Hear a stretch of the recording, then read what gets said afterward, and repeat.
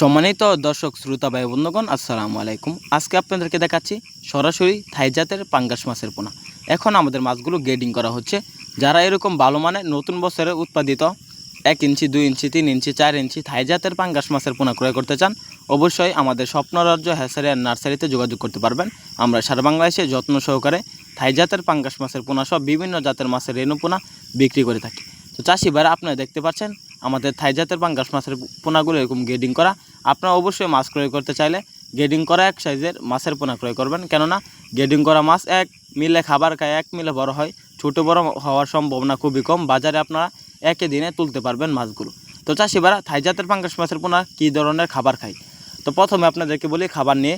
থাই জাতের পাঙ্গাস মাছের পোনা মূলত এখন যে ভিডিওর মধ্যে মাছগুলো দেখাচ্ছে, এগুলো নার্সারি খাওয়ানো হয়। মাছগুলোকে আপনার নার্সারি খাওয়াবেন। আর যদি বড় সাইজের মাছের পোনা ক্রয় করেন 1.5 ইঞ্চি 2 ইঞ্চি, তাহলে আপনার 0.5 ফিট খাবার খাওয়াবেন।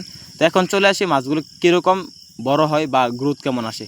মাত্র 5 থেকে 6 মাস চাষে 2 থেকে 2.5 কেজি ওজন আসে। মাত্র 6 মাস চাষে থাই জাতের পাঙ্গাস মাছের পোনাগুলো বাজারে বিক্রি করতে পারবেন।